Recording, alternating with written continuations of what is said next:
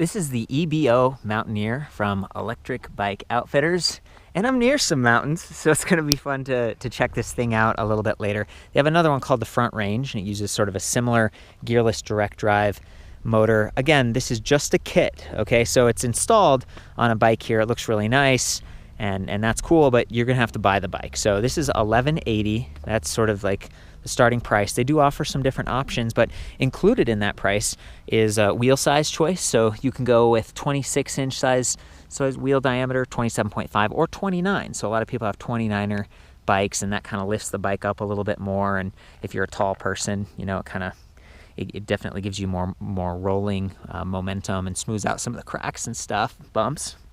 But the 26 inches is a little bit more maneuverable. So what we're looking at here is a 650B 27.5. So it's like the sweet spot right in the middle. Also, EBO will offer sort of like a fat tire rim design. So if you have a fat bike, you could electrify it with one of these kits. So it's really cool. One of the things I really like about the company is that they offer just a wide selection of sort of options and upgrades and stuff. This kit does come with a trigger throttle as well as pedal assist. You can see down here, got a 5-magnet ring right there, and as those little magnets pass this sensor, they signal for the motor to start or stop. Now 5 is kind of low in my opinion. Of course, it's going to activate more quickly if you're spinning, if you're pedaling at a faster rate, but sometimes when you first start and you're slow pedaling, it takes a second for the motor to catch on, versus if this was a 10-magnet sensor or a 12-magnet sensor. That's something they may be going to in the future, but that is a little bit of a kind of more generic, cheaper part, and so is the display up here. You can see that this is just an LED console. It's not an LCD, which they offer in some of their other kits. An LCD would take up more space here, and you know, that's a little bit of a downside, and it might be a little more fragile than this, but you'd get to know how fast you're going, you know, a better indication of how much battery power you have, how far you've gone, those kinds of things. So those are really the two trade-offs, and I just wanted to kind of start off with those. Another unique aspect of this kit is this custom battery box. You can see it's just mounted into the seat tube bottle cage bosses, and it goes up and kind of angles, and it's got some bumpers and stuff, so it's designed to just take that higher powered controller and bring it in line with the battery and kind of protect it and stuff, which I think is a cool concept. In practice, you know, it's a little bit wider than the battery, and you can kind of scrape yourself a little bit on that. So it's hard to say. There are other kits and stuff that cost more than this, but that offer a little bit of a cleaner solution, whether it's built into the battery or the motor, something like that. Like I think some of the Bionics motors, it's right in there. It's like everything's kind of out of the way. So that's one of the trade-offs when you're going with a kit. But any of these kits, you're still going to have a lot of wires and stuff. You can kind of see them just zip tied onto the bike. Not quite as many up top. You know, we've just got one for the throttle, one for the display, and they converge nicely right here along the down tube. You can see it's a black bike. There always seems like the demo bikes are black because they hide the cables nicely. But I want to point that out. That is going to take some extra effort to install. You can even see it going to that really burly axle in the rear. This kit's cool because, and actually most of their motors from Electric Bike Outfitters are disc brake compatible. And you can see that that's the case here. We got disc brakes and they work just fine. There's kind of like there's just a pattern of screws on the back. So very cool. Larger spokes on this thing. You know, the rim is kind of basic. It would work for rim brakes if you had those V brakes or whatever. But, you know, of course it does pretty nicely with those disc brakes. I think if you don't get this battery box, which is still kind of in the works, they have something that attaches to your seat post and kind of hangs off the back. You know, it'd be nice to not have to deal with any of that, but it's also nice to have a kit that's this powerful and fast for you know, just over $1,000. Again, $1180. So maybe it's like about $1,200 with tax and everything, but you're getting a 750 watt gearless direct drive hub motor, and it's really only designed to be set up in the rear, but you do get those wheel sizes or the fat bike size. Then the battery pack here is a 48 volt pack, so the higher voltage going to be able to send more amps and really power that 750 watt motor for climbing, for hitting those higher speeds. And this does go like 30 plus miles per hour, which means that it's not legal for you know, certain terrain, and if you're in public location and stuff. This is really designed to be kind of an off-road bike. It may qualify as a speed pedelec if you adjust some of the speed stuff if you had an LCD, but it doesn't come with an LCD. So this is illegal, basically, the way that it's set up. But if you have a ranch, or if you're going in state forest, or, you know, certain other locations, then it's like a little motorcycle kind of, but one that's quiet and relatively efficient. So 48 volts, Samsung cells, 11.6 amp hours. If you step down to the next lower model, you get the 500 watt motor with a 36 volt, 14 amp hours. So that one's geared more for like long range, less power, 20 mile per hour top speed. So that's the one that you'd want to go with. This is cool still to see and kind of, you know, tinker around with, and to see what they're doing with custom design on the battery box. It's a little more like DIY look going on, but it probably offers a lot of protection. It does limit the frame.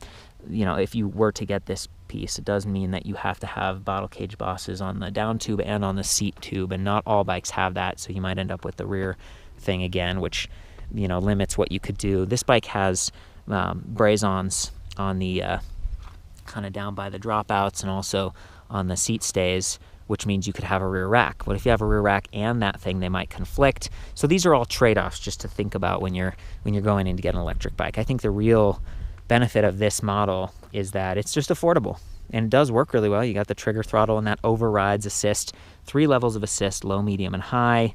You can kind of see your battery level indicator, but that's really it. And you can turn everything off just by clicking the mode a couple times, but then you can't use the throttle or anything, and you don't have the benefits of like a cycle computer. It doesn't show your range or any of that, so you might as well just turn it off at that point. So to get this thing going, you know, you charge the battery. You can charge it on or off the bike. It's got like a kind of a keyed locking mechanism on it, which is nice for security. And then there's this on-off switch right here. Don't leave that on, because it doesn't automatically turn itself off. So you could just wear your battery down by accidentally forgetting. So it's a two-step process. Turn it on here, and then hold the on-off up here. It's very clear that it's on because you can see the red lights. But again, you go and you park this somewhere. You're like, oh, I turned my bike off. But you didn't, because it's still on right here. So this is not like really a complaint against electric bike outfitters. A lot of electric bikes have this sort of double step process, and some turn themselves off and others don't. So just keep that in mind. Down here you can see the charging port for when you're plugging into the wall. It has just like a little laptop sized charger, and there's a little battery level indicator on the side, and then there's even a little USB port on the side. So this is a female just standard, I think it's like USB charging. You can do that whether you're on the bike or not. If you were on the bike, you could use it to charge your MP3 player, or your GPS, or your lights, any number of things. The problem is that, you know, the little plug would be sticking out right here, and then the wire would be going up. And you can imagine if your foot's here and you're pedaling like this, you'd get pretty close to that USB port, and you could snag it. I was reviewing their other bike, the Front Range, and I actually disconnected the motor cable accidentally while I was pedaling. I just like down on my forward stroke like this, it just came up and it just popped it off. And so this one, you can see that there's the kind of the quick connect right here. So you just want to, I don't know, keep the cables close, keep them organized, so you don't end up accidentally breaking anything while you're riding. That's, you know, always a good thing to be aware of, especially with a high power bike like this. So yeah, I think that's a pretty good just kind of introduction and overview of the kit. I might hop on and try to ride it a little bit safely here and get some footage of the motor. I'm going to just regulate this myself, try not to get too fast. I don't want to put anyone in danger or violate those local laws. So I'm going to do pedal assist and treat this like more of a speed pedelec only. And as I pedal, you can kind of listen for the motor to kick in.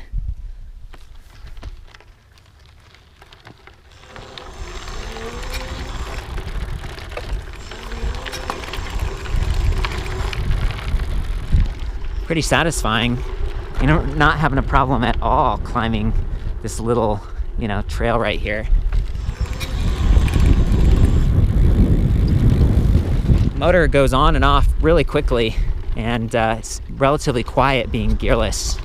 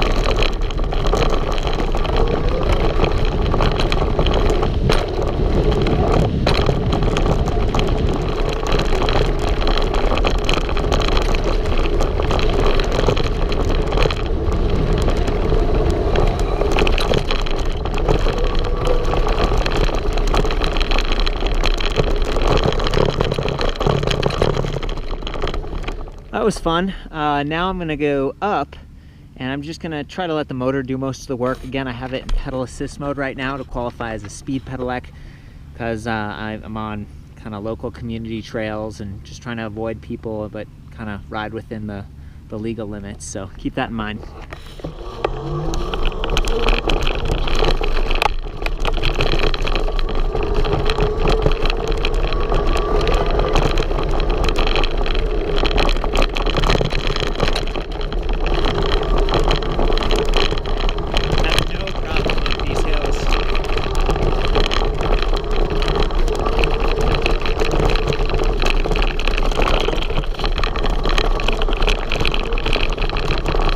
Decent start from that rest there. So one of the things this kit doesn't offer is regenerative braking. That's one of the benefits that you can sometimes get with a gearless direct drive motor kit. But you know, that's a little bit fancier. Definitely ends up costing a lot more. So it's one of the big sort of, I don't know if it's really big, but it's a missed opportunity with this kind of thing. So again, it's back to the price, you get the high power, the high speed, and the compatibility, choosing your wheel size and style. So for the full write-up on the EBO Mountaineer and some of their other products, I'll see you back at ElectricBikeReview.com. And you know, please ride safe and have a great time.